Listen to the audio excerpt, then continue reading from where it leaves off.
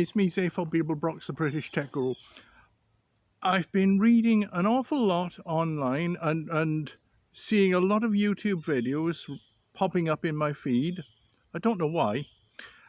All theorizing about a future revolution in Britain. And I'm assuming they're meaning a violent change of government.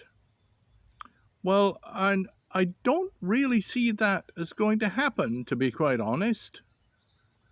Although everybody very much dislikes the current administration, and the past few administrations have not been any great recommendation, and that flopping about and flopping out of the European Union was just absolute nonsense, and that just pandered to the same racists that are now talking about revolution because they don't like all the foreigners that are coming into the country.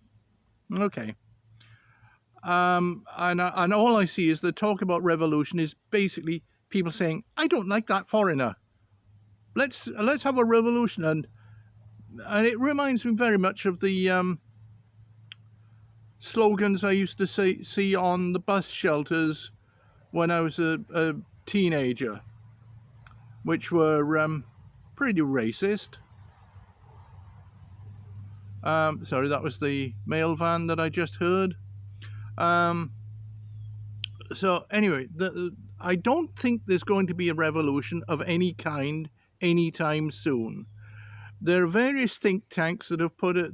The closest one has put a revolution at 5 years. 5 years from now. I don't think that's going to happen, and I'll tell you why.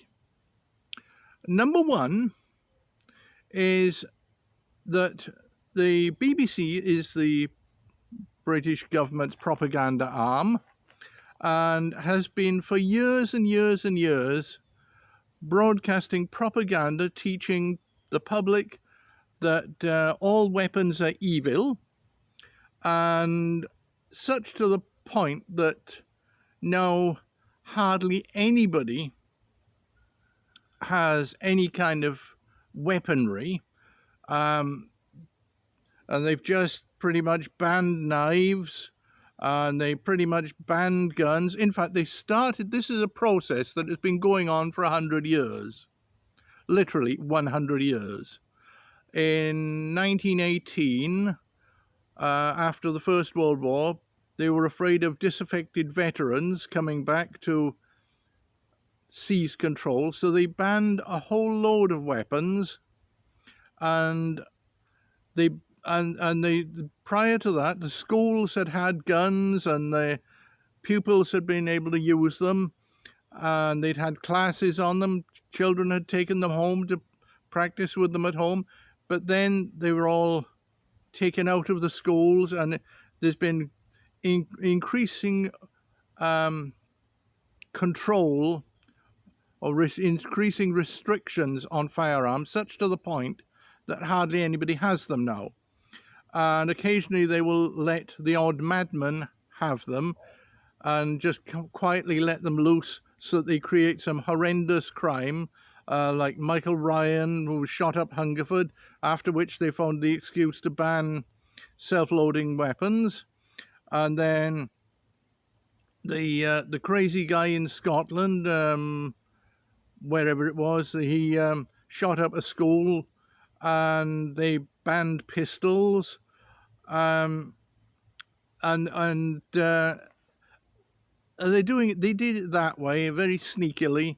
And then they have all these programs like Inspector Morse, where they say, "Oh, I don't like," where all the policemen say, "Oh, I don't like guns," and that kind of drip feeds into the public, so that they've been basically brainwashed into disliking any kind of weaponry.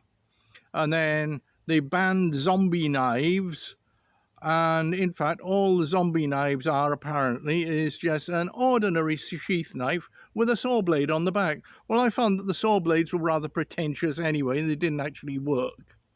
But they're trying to ban anything that they possibly can that could be used as a weapon. And this feeds in because they're afraid of revolution. And they've been getting increasingly afraid of revolution. Thatcher was terrified of revolution, which is why she turned the police into pretty well her own private army. But the problem is, you're not going to get a revolution in Britain, and the population as a general is far too apathetic, too willing to just lie down and take it than stand up. Now, the immigrants are probably going to be much more interested in standing up because they've come in largely from violent countries that they've escaped from, and they're finding that it's not a violent country, and they want their peace and quiet. They want a happy life, and if the government isn't going to help them have it, then the government is the problem. And quite honestly, the government is the problem. And I think the government is the problem. They need to get on board and start making everybody's life better rather than messing about like they have been. And that dropping out of Europe was just pure nonsense that pandered to the racists. And of course, Britain has had a major problem with racism the entire time Britain has existed. And if you remember Agatha Christie, somebody like that, the person that was guilty was always a foreigner.